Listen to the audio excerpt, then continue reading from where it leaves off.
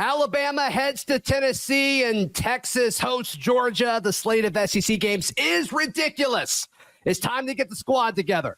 From Alabama to Tennessee, from Georgia to Oklahoma, from Auburn to Texas, it's the local experts of the Locked On Podcast Network bringing you scoops, breakdowns, and the most comprehensive preview of the upcoming SEC weekend.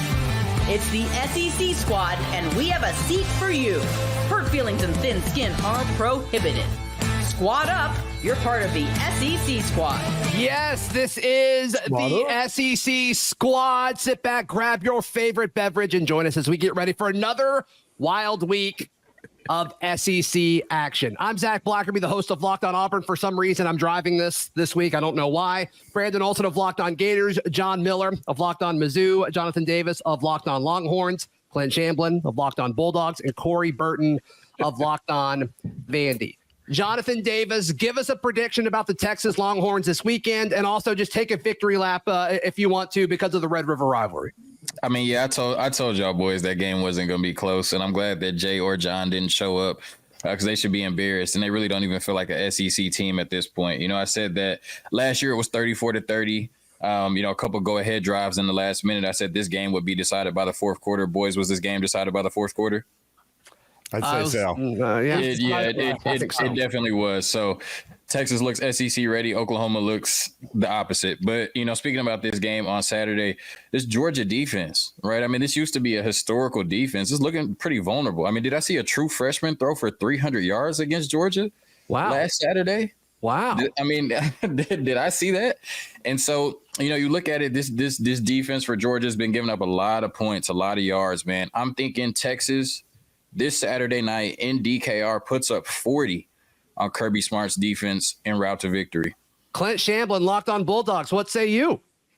It's really easy to say that when Texas ain't played nobody, and they ain't played nobody. Not at all. Not a single person. Not even Oklahoma. Not even Oklahoma. Y'all ain't seen a defense like us. Y'all ain't seen an offense like us. If you want to go 40, we'll go toe-to-toe. Because Carson Beck went into T-Town and said, let's put it on my shoulders. Had the lead with 2.5 left. We're not scared of the defense at all. You guys can stop the run. Good news, we can't run. So we're going to pass the ball 48 times like Carson Beck been doing all year long. Ain't going to be 40. Carson Beck plays up to these games. Kirby Smart plays up. This defense has been susceptible. We spotted him 14 points on 2 blown coverages. Ellis Robinson, freshman corner. He's playing a lot this game. I'll help your case real quick, Clint. To your point, Texas has not faced a top 70 offense yet this year. Mississippi State is the highest they faced at 71. So, you're right. We may not have played anybody offensively. 40, by the way, 40 could be on the board. I'm not saying it's not on the possibility for Texas to score. I'm just saying Carson Beck might score 45. Brandon Olson, give me a prediction about your Gators. They host the Kentucky Wildcats this weekend. That they're going to make me sad at some point. Okay, so just another week this season. My team is so bad right now that you said, oh, grab your favorite beverage. I don't know why I'm driving this, and I was going to make a Georgia joke, and then I was like, let me not, because that's just going to be really bad in a couple of weeks at that point. Florida's on a 3-game losing streak to Kentucky. Could go to 4. I don't think it will, but they're going to upset me at some point. I think it will. Who thinks it will? Quick raise of hands. Yep. I don't know. They've been playing inspired football. I feel like, they did lose to Tennessee, but they have been playing, somewhat inspired football. Number 8 on the road in overtime. Players are playing great. If only their coach didn't suck. Yeah, no, moral victories in Gainesville. I'm happy for you, man. I'm happy for you. Corey Burton of Locked On Vandy. Yeah. Maybe the most exciting team in the SEC, Ball State. Man, let's keep those wins coming in, Corey. Yeah, looking to get 5-2, keep everybody healthy, and let's welcome those Longhorns to Nashville the following week. Maybe. Whoa! Don't overlook Ball State. One game at a time, Corey. One game at a time. Yeah. Jonathan, before you hopped on, I asked Corey, who does Vandy have this week? And he's like, Ball State, a nice tune-up before we play Texas. I'm like, whoa, Vandy, whoa now. John Miller, host of Locked On Mizzou. Obviously, our 2 teams play each other this weekend. Give me a prediction about your Tigers. Well, so far defensively, the Tigers, especially against SEC competition, have hardly gotten a takeaway at this point. So they're playing Auburn. Seems like something's got to give there to me. I kind of think this game's going to be a shootout, honestly. That's what I'm feeling. I'm thinking a lot of points on both sides. Not 100%. I'm probably going to lean towards the Tigers simply because I'm incredibly biased. But truly, I don't know what to make Just of for this clarification, game. I really don't. which Tigers? Yes, the Missouri Tigers. The ones that has the one distinction. mascot, not the 3 mascotted tiger. There we go. The ones that win football games. Yeah. Sadly, right now, that is not us. Against Mighty Vanderbilt, by the way. Never a doubt in that one, right? Yeah. Yeah, that's right. That's right. The over-under on that one is 51.5. I agree with you. Shootout. I am taking the over on that. All right, where are we with Alabama at Rocky Top? Because I just don't know what to think about this Alabama team. And if I say anything negative, people are going to say it's because I'm an Auburn guy. So somebody else do it because I clearly can't do it. I'll jump on. I'm the Georgia guy, and they're going to give me flack for just the same thing. Tennessee is a trick offense. It just turns out that Alabama has a horrible defense that if you give them the opportunity, Alabama's going to get exposed in this trick offense. Tennessee, when they play competent defenses, gets absolutely shown out. Josh Heupel does not have the offense to go toe-to-toe with anybody. He goes toe-to-toe with those who blow assignments, and this just in. I've just described Alabama's defense. So I think Alabama gets run out of the building. Yeah. Corey, what do you think? I mean, you cover a team that beat Alabama. Yeah, I mean, I'm kind of right there with Clint. I mean, their defense, their corners are spinning like tops out there, just not knowing where everything's going. Their offense is not clicking right now, and their overall culture is just bad. So I don't know. And then you look at Tennessee though. Nico is just struggling. I'm not real sure what's going on there. He can't execute the offense, seems like, against legitimate defenses. So who knows? Something's got to give there too. You got a quarterback that can't read coverages, and you got a defense that can't cover. Where do you go?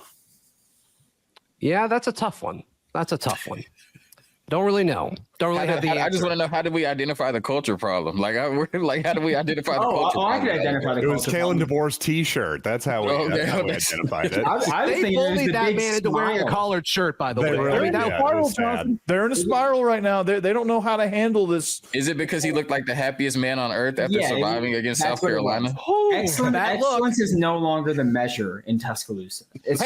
We got our Tennessee guy, Eric Kane. We're talking about Bama, Tennessee. How confident are you going into this one? I think they can win, but I mean, Brandon's laughing. I mean, everybody's seen this offense the last 2 weeks. Where's it gone, right? I think Tennessee can win. I think Tennessee can win at home, but the offense is going to have to score, at least 27, 28 points, which really shouldn't be that big of a deal for a Josh Heupel offense, right? I mean, you got a defense. You actually have a defense this year, so if the offense can show up and do just a little bit more, I've got confidence in Tennessee winning at home. I don't know if I'm going to pick them yet, but I've Eric, I love that you showed up 10 minutes late.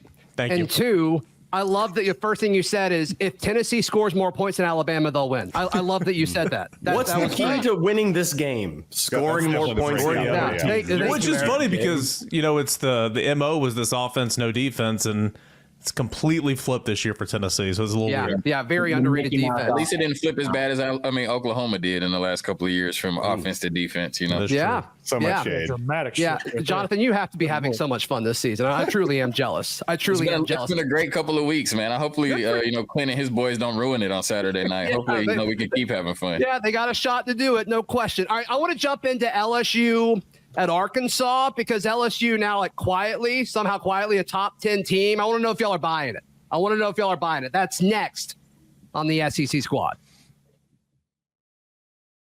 Today's show is brought to you by our friends at FanDuel. FanDuel's America's #1 sports book. Hey, right now, when you get a hunch in the middle of the game, you can check out the latest stats, view live play-by-play, and so much more, all on the same page where you place your bets. And right now, you can bet $5 and you get $200 back in bonus bets, guaranteed. All you have to do is place that first $5 bet over at FanDuel.com. Several lines standing out to me. Auburn plus 5.5 on FanDuel. You've got that it's a push between Florida and Kentucky. That's a pick 'em. And Texas minus 3.5, I think that could be the play there. So check it all out. If you feel passionate about any game in anything, but specifically in the SEC. Check it out over at FanDuel. That's at FanDuel.com. Thank you for making your favorite Locked On show your first listen every single day. Number 8 LSU at Arkansas. I'm not going to ask y'all who thinks Arkansas is going to win, but I do want to ask, and whoever wants to go first can. Is LSU legitimate? Is LSU a legitimate top 10 team right now? They sure looked like it on Saturday against Ole Miss. But I just don't know yet. If they can string it together 2 weeks in a row, we'll see. Like they've been known to do a little bit of this. I mean, they got to be a top 10 team right now. I mean, their one loss is to USC in week 1. I think they've pretty consistently gotten better for the most part. Garrett Nussmeier is a lot better than I thought he was coming into this season. So with that, I got to say, yeah, they're right on the cusp at the very least. They're certainly a legitimate contender for the playoff. Is anybody not a believer in LSU at this point? I'm a believer. I think this is a LSU team that, really on any given Saturday could beat anybody in the SEC. I'm not sure, what the high end is for LSU. I'm not sure that they're a championship contender, even an SEC championship contender. But I think any given Saturday, they could beat any team on their schedule. This LSU team is playing great ball. And that USC, game is really starting to look like a bad loss. I mean, if they took care of business, they'd be undefeated right now. We're probably having a completely different conversation about LSU. But, like John said, they've consistently gotten better. And I definitely would not want to play LSU at this point. Thankfully, Texas got a cake schedule, and we don't play LSU or any of the other good teams in the SEC outside of Georgia. But I wouldn't want to see LSU right down to Baton Rouge, so that's how dare you? I mean, you're right. Look at the SEC this year, right? I mean, Texas is by and large out in front. Nobody's close. Georgia, in my opinion, is the second best team, but Georgia's shown that Georgia likes to kind of play with its food a little bit here of late. Tennessee's offense in there. Alabama's been all over the map. LSU, I mean, you lost in week 1, gave up 21 to Nichols in week 2, but here lately, I mean, you're playing some good football, and I think the way the SEC is this year, absolutely, they're a team I wouldn't want to play right now. What does this say about Ole Miss now? Does anybody want to take a shot at Ole Miss at this point? I said it last week. Searching for this is what Lane Kiffin agents. does. This is what Ole Miss does. Every time that you think Ole Miss is going to take a step forward, every time you think Lane Kiffin is going to take a step forward, this is what happens. This is what happens. We look up and they have a loss to Kentucky and a loss to LSU already when people were crowning them as championship contenders. This is just what happens to Ole Miss and Lane Kiffin. Really, none of us should be surprised that they have 2 losses already, and they're not going to end the season with 2 losses. They might lose 1 or 2 more. They're out of the playoffs right now. They are not a playoff team right now. They're not a season. They're done. They're toast. Lane Kiffin is looking for his next job because Ole Miss has hit the plateau of the highest point that they could get to. They can't go beyond this. Top 10.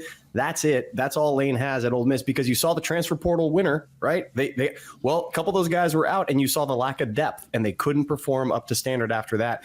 Lane Kiffin can't build a program unless he has a whole lot of other resources with him. He can call X's and O's on offense all day long. Can't build a program without the resources. Ole Miss don't have it. He's on to greener pastures. I don't know Which is why I think he goes to the NFL and he does not go to Florida. Yeah, no, I disagree with the NFL vehemently because not even a Florida thing. Not even a Florida thing.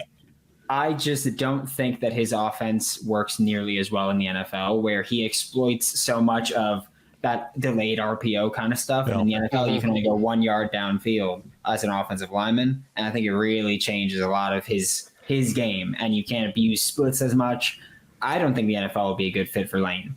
Yeah, I think that's a great take because if you look historically, think about Steve Spurrier, think about Chip Kelly, the guys who come from college who are thought of as the X's and O's masters rarely work out in the NFL. Yeah, Lane has already tried with the Raiders. Maybe he tries again. I don't know.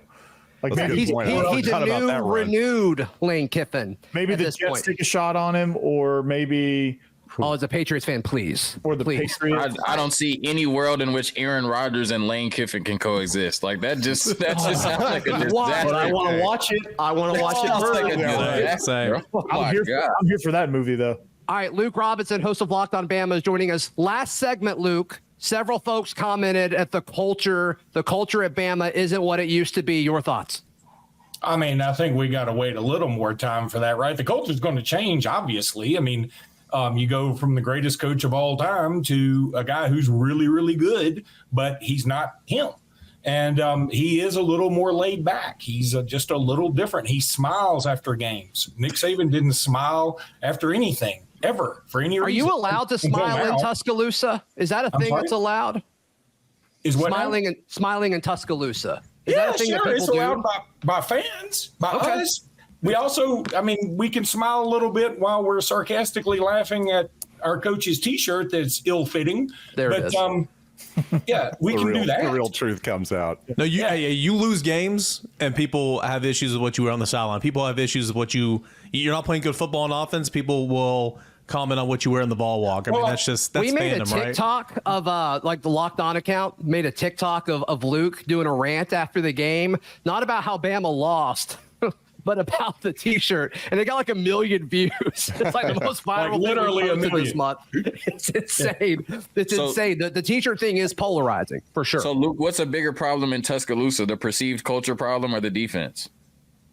Well, I'll tell you something. First of all, I mean, the culture problem thing, I just don't think that's as big a deal. I mean, I really don't. I feel like the culture is pretty fine. I mean, now, like, if they start losing and if they lose 4 games this year, I might change my mind. But we're only 6 games in, and he's 5-1. Let's see how this goes a little bit more. Will they beat Tennessee? They're going to beat Tennessee on Saturday? I mean, I'm not super optimistic, but I doubt Eric Kane and the Vols are super optimistic either. I literally just said I said the same thing last segment. I was like, I think they can, but I don't know. Sounds like y'all are picking each other to win. Eric's not fun to record with because he's always just like, I don't know. Professional, yeah, you should try it. I don't know. Yeah. We suck. I don't think Eric has ever actually picked Tennessee in a football game. Eric, have you ever picked Tennessee to win anything? I picked Tennessee every game this year. Yeah. Okay. Jimmy and I both said on the podcast we cut a little bit ago for tomorrow, we said, okay, what's wrong with Tennessee? And he was like, I don't know. What's wrong with Alabama? And I said, well, I'm going to have Eric Kane on. And I said, well, probably I'll just sit there and ask the question, then sit in silence for 30 minutes because it's hard to say what exactly is wrong. Because I think also the part of the problem with Alabama, and I know that some stats may tell a different story, but I believe this, that the offense, if you're going to be a quick strike offense, right, you got to be the quick and the strike. You can't just be the quick and then not strike because the defense comes right back out there. And then all of a sudden they get a little tired, especially when you play a team like Vanderbilt. You know, hey, kudos to Vanderbilt. They had a great game plan and they just nickel and dime you to death for a little bit. They eventually take a deep shot. But, when you do that, and the offense isn't matching with points and isn't helping you by staying on the field a little bit more to let you catch your breath, you end up with a time of possession deficiency like 42-18. Mm-hmm. Right. Yeah, most 3-and-outs in the SEC is Alabama, by the way. And defensively, they're right there dead last, too, at least in SEC-only games. Pretty bizarre. I'm also and those things go hand in hand. Absolutely. Mm-hmm. Mm-hmm. Yeah, it just seemed so. Luke, it just seemed like after the second half from the second half of that Georgia game, all the way up until this point, it seems like that offense has just kind of sputtered and gone lifeless, and that defense is still trying to figure out what's going on. And it just kind of shifted all of a sudden from them being unstoppable to now it's like, okay, we got to tinker with some things. I'm not sure there's a culture problem as much as there is a confidence problem, because the first drive against South Kakalaka, they run down the field, just tear it up, score pretty easily, stop South Carolina, get the ball back. They get a penalty that keeps the drive alive, and they have Ryan Williams wide open for a touchdown, and Jalen Milroe, who's a very accurate deep ball thrower, just missed him. I mean, missed him by about 3 feet. Should have been a touchdown, 14-0, and that probably changes the whole plan of the game, right? I mean, now South Carolina's down 14-0 in the first quarter, and it's like, oh my God, here we go. But instead, he missed him. It was a 3rd and 9, I think it was. And so Alabama has to punt it back. And all of a sudden the offense is like, man, we just can't seem to get it together now. What's going on? And it feels like that's how you're right. It's been that way since the second half of the Georgia game. Yep. All right, there's a few tricky games in the SEC. We're going to jump into those as well as pick the biggest games happening this weekend. That's next, right here on the SEC Squad.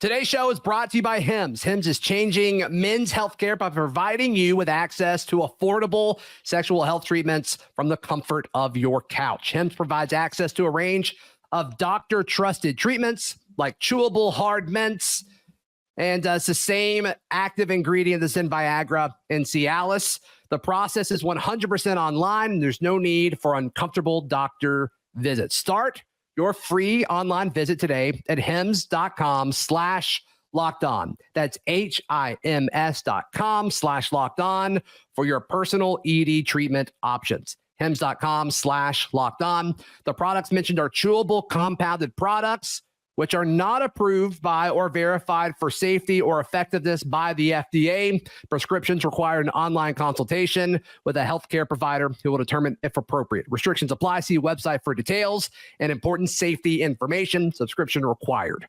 Prices vary based on product and subscription plan.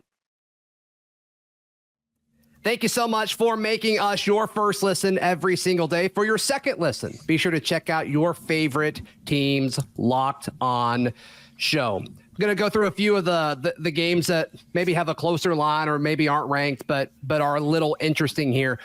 Let's start with, we haven't talked about Texas A&M and Mississippi State. What are we doing with Texas A&M? Are we buying them to be a potential playoff team here? 100%. Absolutely buying them. Right now, yeah. Actually, if they continue to do this, they have Texas out on the schedule. LSU mentioned before, they get that Texas game and they have a chance to beat them. They're at home. I think A&M has a very good shot of making the playoff. I'm buying A&M right now. Yeah. They've settled in quite nicely with Mike Elko, and I think they found a groove. Is I don't know if I'm buying them selling? for the playoffs or the SEC championship, but I'm buying them against Mississippi State. You know what I mean? Sure. I got enough money to buy them against Mississippi State. That's about it. That's what I'm at.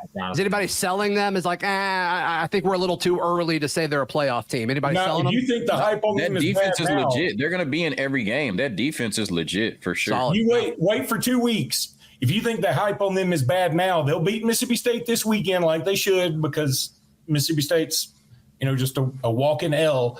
But the next week they play LSU at home, and I feel like they will probably beat LSU at Texas A&M, and then all of a sudden I think, man, the world's going to be on that bandwagon. Yep. Yeah, I think you're right. Let's look at Kentucky at Florida. The line is even Let's look at it right now, according to FanDuel. What happens in this one? Are there any ramifications of this, Brandon? You lead the way on this. No, I mean, this is one of those games where it's tough for me and I've said this every. Is it going to be 3 in a row, Brandon? Are they going to make it 3 in a row? It's already 3 in a row. Joke's on you. Yeah. Yeah, He's an idiot now. Okay. Stupid. Is it going to be 3 in a row for Billy? I don't know. I am more confident in this defense this year than I was last year. I think that, the UCF game, I thought UCF just played poorly, but that Tennessee game, they defended the run pretty well for most of the game. Yeah. Of course, they boxed the Mickey Mouse offense that Josh Heupel has, because for some reason Florida does that every single year against. It's been like that for 2 weeks, yeah. Yeah, I don't know what it is. They show up there. However, Yes. nothing in recent history has told me that Florida will win this game. So for the time being, You're also going from a guy that was running like the offense at a PhD level to a guy that the ceiling's way higher. Don't get me wrong, DJ Lagway, but you really got to simplify some things for the true freshman right now, who's true freshman QB, freshman running back with Montreal Johnson hurt as well. Yeah. So really young in the backfield. Interested to see how that one works out. And team's been pretty banged up. Like, you look at the injury report every week for Florida and whoever they're playing, and Florida's list is about 2.5 times longer than anybody else's. Right. All right. We haven't talked about this one yet. Jonathan Davis, you can lead the way with this. South Carolina at Oklahoma. What are your thoughts on this? I mean, South Carolina looked really good against Alabama, and if Lenore Sellers didn't, throw a 5-yard pass into the stands, they might have taken that game to overtime and anything could have happened. I mean, look, I know Texas made Oklahoma look like a junior varsity team, but I think they can still get the win against South Carolina. It's going to be a tough game. I believe it's at Oklahoma. I love to punch on those boys in Norman for sure, but I think they bounce back. I think Michael Hawkins plays a little bit better. I think that defense plays some inspired football. I think they respond to losing to their biggest rival the way that they did. I think they find a way to beat South Carolina, but I think it'll be a very close game until the end, and both teams have a chance to win. But just like that Auburn game, I think Oklahoma has finds a way to pull it out. Sorry, Zach. No, that's okay. That's okay. Hey, speaking of Auburn, I think they get their first win in SEC play against Missouri on the road this weekend. John Miller, your thoughts? Boy, I really hope you're wrong. That's my first thought, because if that happens, Missouri's fans are going to feel like their season is basically over. But I don't know if that's fair or not. But yeah, this is an enormous game for Missouri. I think it means a lot more for Missouri. But I'm a little nervous with Auburn coming off a bye week here for sure. Why is the line dropping? It went from I don't know. I think just lack of belief in Missouri. I think the last thing that most people saw was Texas A&M just working Missouri. So I think that's still in the back of people's minds. Yeah.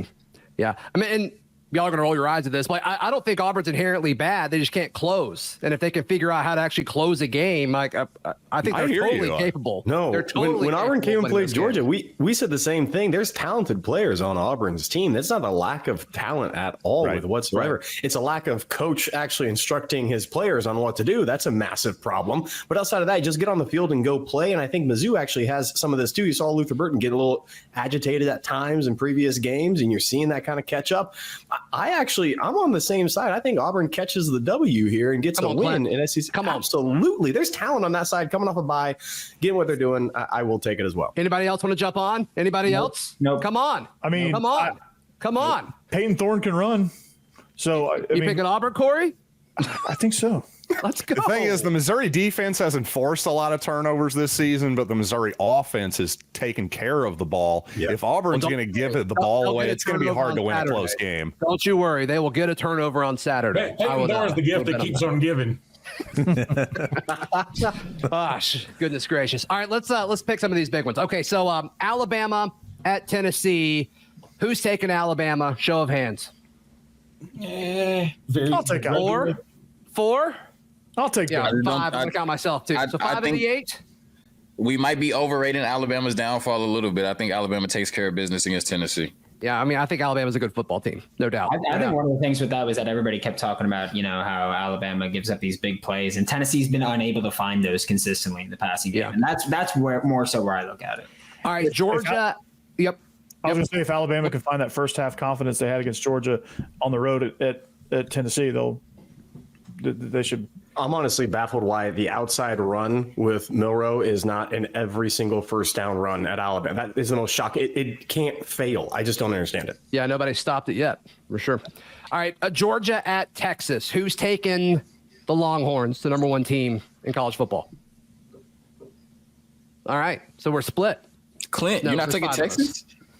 No, like I said, if you want to go shootout, I think Carson Beck and Mike Bobo says, let's freaking roll all day long. I have no problem. If you want to score points, by the way, take the over in this game. Take the over. I'm not taking either. I think this is Georgia, Alabama part 2 for sure. I think this goes over 65, 70 points. Yeah. I'm not saying it's guaranteed for Georgia, but I think there's a good chance because it is going to be high scoring. Yeah. Anybody want to call it quarterback yet, right? No, I mean, unless you. Well, I know Michael Van Buren looked like Michael Vick. You know what I mean? Throwing the ball at least against Clinton. And the Georgia Bulldogs. So I don't know. But I just said this earlier. We haven't faced a top 70 offense yet. Mississippi State is 71. So yeah, it'll be a tough game for sure. Anybody want to call an upset other than the Auburn Tigers over Missouri? Anybody else want to call a specific upset? Florida over Kentucky, I guess, even though the line is, even. It's even, but it feels like it would be an upset. That's where I'm going. Florida over Kentucky. I'm going to call Florida on that, yeah. I have a weird feeling. I have a weird feeling that Arkansas is going to upset LSU this week. So that's the one I'm John really says looking Auburn's at. beating Missouri. Yeah, I hear you, John. I agree with you there. Did not say that. Nope. Okay. I had Arkansas over LSU, in fact. I like that Arkansas pick. I do. I swear. I feel like LSU's coming in off a monster high off that game, and Nussmeier on the road too, right? If Arkansas wins that game, we might even get a smile out of John Neighbors. That's how big it would be for the Hogs. I think doesn't Texas have to go to Arkansas too? Yeah, we do.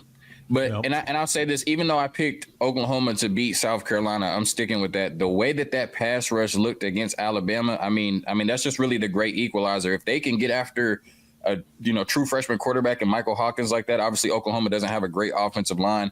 That defensive line alone for South Carolina could win that game. So not sure what the line is, but that could be a potential upset, even though Oklahoma looks shaky. 2.5, and I'm taking South Carolina. I'm with you on the South Kakalaki. Yeah. Yeah, there we go. I don't think their offensive line can hold up against Oklahoma's front.